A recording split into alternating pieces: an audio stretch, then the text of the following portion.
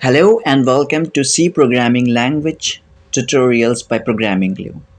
हम लोग इस वीडियो लेक्चर में सीखेंगे कि C प्रोग्रामिंग क्या होती है, उससे रिलेटेड सारे कॉन्सेप्ट क्लियर करेंगे from the very basic concept to the very advance topics. सारे कॉन्सेप्ट क्लियर करेंगे वन बाय वन। मैं एक के बाद एक वीडियो लेक्चर आपको अपलोड करता जाऊंगा, आप उसको देखिए और अपने कॉन्सेप्ट क्लियर करिए। अगर आपको कोई भी प्रॉब्लम होती है, कोई चीज़ समझ में नहीं आती है, तो आप कमेंट के थ्रू मुझसे पूछ सकते हैं। और in the last at the end of every video I will provide my WhatsApp number along with my email ID, तो आप उससे भी मुझको कनेक्ट कर सकते हैं, अपनी क्वेरीज, अपने क्वेश्चंस मुझसे पूछ सकते हैं। तो चलिए आज का वीडियो लेक्चर शुरू करते हैं with the very important and basic thing which is introduction to C. So, the introduction of C. In this introduction, we can say the C programming language was developed in 1972. अब बहुत सी book में ये आपको 1973 या 1974 मिलेगी, या ये लिखा होगा कि C programming language was developed in early 1970s। लेकिन बाकी सारे स्ट्रॉन्ग सोर्सेस की माने तो ये पर्टिकुलरली 1972 में डेवलप हुई थी। और इसके डेवलप करने जिन्होंने इसको डेवलप किया था, जिन्होंने इसको बनाया था, उनका नाम था डेनिस रिची, और इन्हीं ने इसको बेल लैबोरेटरीज़ में बनाया था ऑफ AT&T's। एक्चुअली ये एक एब्रीवेशन है AT&T, जिसका फुल फॉर्म है अमेरिकन टेलीफोन एंड टेलीग्राफ्स, जो कि USA में है। डेनिस रिची का पूरा नाम है डेनिस मैकलिस्टर रिची, और इन्हीं को सी लैंग्वेज का फाउंडर माना जाता है। ठीक है, आइए कुछ फैक्ट्स के बारे में बात करते हैं सी लैंग्वेज से रिलेटेड। सी लैंग्वेज को बेसिकली मदर लैंग्वेज माना जाता है। इसकी बहुत सी वजह है कि ये मदर लैंग्वेज क्यों है, मैं इसी वीडियो में आगे डिस्कस करूँगा। क्योंकि मदर लैंग्वेज इस वजह से है क्योंकि बहुत सारे सॉफ्टवेयर का कोर जो एक पोर्शन होता है वो सी में लिखा होता है। बहुत सारे कंपाइलर्स हैं जो कि सी में बने हैं। मैं आपसे अगर ये चीज़ शेयर करूं कि पाइथन की, जो आजकल की बहुत ही फेमस एक लैंग्वेज बन चुकी है, उसकी एक लाइब्रेरी है जिसको कहते हैं नमपाई, जिसको कहा जाता है, जिसकी फुल फॉर्म है न्यूमेरिकल पाइथन, जो वर्क करती है एरेज से रिलेटेड सारे ऑपरेशन परफॉर्म करती है। वो लाइब्रेरी भी सी लैंग्वेज में लिखी हुई है। और पाइथन के बहुत सारे ऐसे कॉन्सेप्ट हैं जो सी में लिखे हुए हैं। लगभग सारे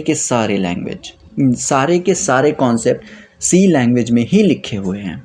ठीक है, मिडिल लेवल लैंग्वेज है सी, एक मिडिल लेवल लैंग्वेज है, middle programming language I can say. इसका मतलब ये हुआ कि ये सिस्टम डेवलपमेंट के भी काम आती है और एप्लीकेशन डेवलपमेंट के भी काम आती है। इसका मतलब ये होता है, सिस्टम डेवलपमेंट वो सॉफ्टवेयर्स होते हैं, सिस्टम सॉफ्टवेयर्स वो सॉफ्टवेयर होते हैं जो सिस्टम से रिलेटेड सारा काम करते हैं। यानी वो सॉफ्टवेयर जो आपके कंप्यूटर को संभालते हैं, जैसे कि आपका ऑपरेटिंग सिस्टम हुआ। आपका ऑपरेटिंग सिस्टम आपके सारे सिस्टम की देख रेख करता है, सॉफ्टवेयर से रिलेटेड सारे हार्डवेयर्स को प्रॉपरली चलाना, उनकी वर्किंग चेक करना। ठीक है, और एप्लीकेशन सॉफ्टवेयर वो होते हैं जो सिस्टम सॉफ्टवेयर पे अपलोड होते हैं, उस पे इंस्टॉल होते हैं, और वो एक पर्टिकुलर वर्क करते हैं। जैसे आपका विंडोज़ जो होता है वो एक सिस्टम सॉफ्टवेयर है, वहीं माइक्रोसॉफ्ट ऑफिस जो होता है वो एक एप्लीकेशन सॉफ्टवेयर है जो सिर्फ कुछ एक पर्टिकुलर टास्क करने के लिए बना है। जैसे कि आपको PPT बनानी है, कोई डॉक्यूमेंट बनाना है, कोई शीट बनानी है, ये पर्टिकुलर टास्क हैं। वहीं विंडोज़ जो है, विंडोज़ 8 हुआ, 7 हुआ, 10 हुआ, 11 हुआ, ये सब सिस्टम सॉफ्टवेयर्स हैं। अच्छा, इसके बाद आता है कि procedure oriented programming language. Procedure oriented programming language का मतलब ये होता है कि आप कुछ स्टेटमेंट्स लिखते हैं प्रोग्राम में, और वो स्टेटमेंट कंपाइलर या कहूँ इसने टाइम सिस्टम एग्जीक्यूट करता है। फॉर सिंप्लिसिटी, सिस्टम आपके स्टेटमेंट को एग्जीक्यूट करता है। प्रोसीजर ओरिएंटेड प्रोग्रामिंग का मतलब ये है कि जैसे जैसे आपने स्टेटमेंट लिखे हैं वो वन बाय वन करके एक प्रोसीजर के तरह उसको एग्जीक्यूट करेगा। मतलब एक स्टेटमेंट, फिर उसके बाद वाली स्टेटमेंट, फिर उसके बाद वाली स्टेटमेंट। इसको कहते हैं, ये बंच ऑफ फंक्शंस होता है। हम इस बात को आगे के आने वाले वीडियोस में और बेहतर तरीके से समझेंगे कि प्रोसीजर ओरिएंटेड प्रोग्रामिंग लैंग्वेज क्या होती है। बेसिकली आप ये समझिए कि आपने वन बाय वन लाइन लिखी, जैसे कि यहाँ पे मैंने कुछ स्टेटमेंट्स लिखी, ठीक है। तो हम लोग कुछ स्टेटमेंट लिखते हैं, सिस्टम वन बाय वन करके हर एक स्टेटमेंट को एक एक करके एग्जीक्यूट करता जाता है, एक के बाद एक। इसी को कहते हैं प्रोसीजर ओरिएंटेड प्रोग्रामिंग लैंग्वेज, ठीक है। आइए कुछ यूजेस पढ़ते हैं हम लोग सी लैंग्वेज के। Application of C language, basically जो सी लैंग्वेज बनाई गई थी वो यूनिक्स ऑपरेटिंग सिस्टम को डेवलप करने के लिए बनाई गई थी। ऐसा माना जाता है कि यूनिक्स ऑपरेटिंग सिस्टम को और ज़्यादा अच्छा बनाने के लिए ही सी लैंग्वेज बनाई गई थी। यूनिक्स को इस नाम से भी जाना जाता है, UNICS, पर इस CS को जब पढ़ते हैं तो हम लोग यूनिक्स कहते हैं, तो बाद में इसको चेंज करके यहाँ पर X कर दिया गया, ठीक है। इस वजह से आज आपको ये यूनिक्स UNIX मिलता है और इसकी फुल फॉर्म होती है यूनिप्लेक्स्ड इंफॉर्मेशन कंप्यूटिंग सिस्टम, ठीक है। तो सी लैंग्वेज एक ऑपरेटिंग सिस्टम बनाने के भी कैपेबल है। दूसरी तरफ ये GUI एप्लीकेशन बनाती है।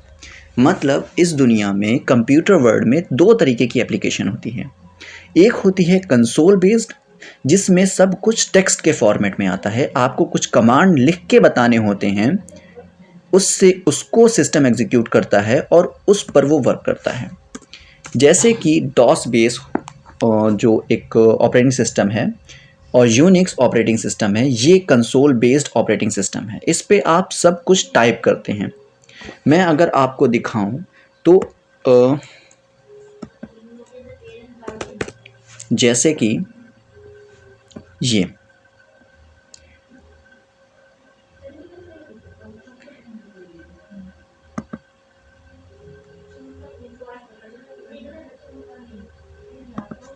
ये कुछ ऐसी स्क्रीन आती थी पहले कमांड प्रॉम्प्ट के जैसे। यहाँ पे हम लोग कोई भी अपने कमांड लिखते थे और वो एग्जीक्यूट होते थे।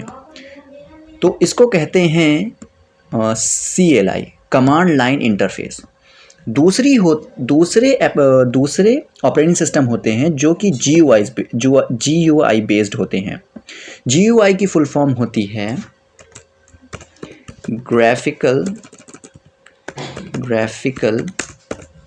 User interface. इसका मतलब ये कि आपको जो भी दिखेगा आपको वो ग्राफिक्स की फॉर्म में दिखेगा। जैसे कि ये स्क्रीन ग्राफिक्स की फॉर्म में दिखती है। आज आपको सारे सॉफ्टवेयर, चाहे वो विंडोज़ के हों या एप्पल की मैकबुक हो या कोई भी सॉफ्टवेयर हो, चाहे वो एप्लीकेशन हो, चाहे वो सिस्टम सॉफ्टवेयर हो, वो सब आजकल GUI की फॉर्म में अवेलेबल हैं। GUI मतलब जो कि ग्राफिकल यूज़र इंटरफेस हो, जिसमें यूज़र सिस्टम से ग्राफिकली इंटरफेस कर सके, ठीक है। जैसे कि और भी एप्लीकेशन हैं जो कि C में बनाई गई हैं जो GUI बेस्ड हैं, वो हैं एडोब फोटोशॉप। आपको सुनने में बहुत ही एक शौक आप महसूस करेंगे, बहुत ही सरप्राइज़ होंगे कि एडोब फोटोशॉप अपने शुरुआती दिनों में और अभी भी C लैंग्वेज के थ्रू ही बनाई गई थी। उसके बाद जो एडोब प्रीमियर है वो भी C लैंग्वेज में बनाया गया है और एडोब ने बहुत सारे अपने जो सॉफ्टवेयर्स हैं वो C में डेवलप किए हैं। ये दो एप्लीकेशंस हो गई C लैंग्वेज की। बेसिकली मैं आपको ये बताना चाह रहा हूँ कि आप C लैंग्वेज सीखें क्यों, इससे क्या फ़ायदा होगा, ठीक है। तो आप C लैंग्वेज को ऐसी जगह पे ऐसे सॉफ्टवेयर्स कि ऐसे ऐसे सॉफ्टवेयर्स में आप यूज़ कर सकते हैं। तो जैसे कि मैं नेक्स्ट एप्लीकेशन की बात करूँ तो गूगल क्रोमियम, जो आप अभी अपने पीसी में यूज़ कर रहे हैं ब्राउज़र, हो सकता है वो गूगल क्रोमियम हो या मोज़िला फायरफॉक्स हो, ओपेरा मिनी हो, ये सारे सॉफ्टवेयर बनाए गए हैं सी लैंग्वेज में। इसका एक कोर पोर्शन सी लैंग्वेज में लिखा गया है। मोज़िला फायरफॉक्स या थंडरबर्ड ये भी डेवलप की गई हैं सी लैंग्वेज के थ्रू। माई एसक्यूएल जो डेटाबेस सिस्टम है और बहुत ही पॉपुलर डेटाबेस सिस्टम है पढ़ाई के लिहाज से भी और डेटाबेस सिस्टम्स के सॉफ्टवेयर के लिहाज से भी, ये माई एसक्यूएल भी डेवलप किया गया है सी के थ्रू, सी की हेल्प से, सी लैंग्वेज में ही इसको लिखा गया है। और बहुत सारे कंपाइलर, अच्छा कंपाइलर होता एक सॉफ्टवेयर है जो कि आपके कोड को कंपाइल करता है। इसका काम क्या होता है, कैसे वर्क करता है, ये आपको इसी वीडियो लेक्चर सीरीज़ में मिल जाएगा। तो एक सॉफ्टवेयर होता है, आप अभी के लिए मान लीजिए कंपाइलर, वो कंपाइलर सॉफ्टवेयर भी सी लैंग्वेज में लिखा गया है। जावा का कंपाइलर भी सी लैंग्वेज में लिखा गया और यही वजह है कि सी लैंग्वेज को मदर लैंग्वेज कहा जाता है, क्योंकि बहुत सारी ऐसी चीज़ें हैं जो अभी भी सी लैंग्वेज में लिखी जाती हैं। मतलब भले से सी लैंग्वेज 1917 में आई हो, लेकिन आज भी बहुत सारी लैंग्वेज के मौजूदगी में ये अपनी इम्पोर्टेंस बताती है कि मैं अभी भी उतनी ही स्ट्रॉन्ग हूँ जितनी कि मैं पहले थी। ठीक है, ये हो गए कुछ यूजेस। ऑपरेटिंग सिस्टम भी बनाती है, एप्लीकेशन सिस्टम भी बनाती है, इसी वजह से ये मिडिल लेवल लैंग्वेज में आती है। और इसके बाद आप गेमिंग के कुछ सॉफ्टवेयर भी बना सकते हैं, जैसे कि बहुत ही फेमस गेम हम सबके बचपन का रहा है स्नेक गेम, मोस्ट प्रोबेबली हम सब ने खेला है। ये भी सी लैंग्वेज में ही शुरुआत में बना था। आज तो आप डिफरेंट लैंग्वेज को यूज़ करके ये गेम बना सकते हैं, लेकिन ये गेम्स भी एक तरीके से सी लैंग्वेज में भी बन सकते हैं। मतलब जब बाकी सारी लैंग्वेजेस अवेलेबल नहीं थी तो सी लैंग्वेज में ये सारे गेम बनते थे।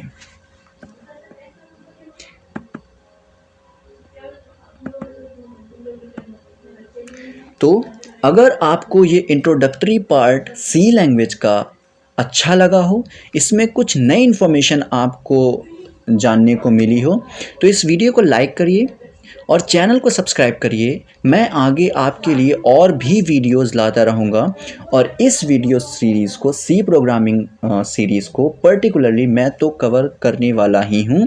तो आप इस चैनल पे बने रहिए ताकि आप इसके और भी वीडियोस और भी इंफॉर्मेटिव वीडियोस आप देखते रहें, आपको मिलते रहें, उसकी नोटिफिकेशन आप तक पहुँचती रहे। इस वीडियो में इतना ही। Thank you.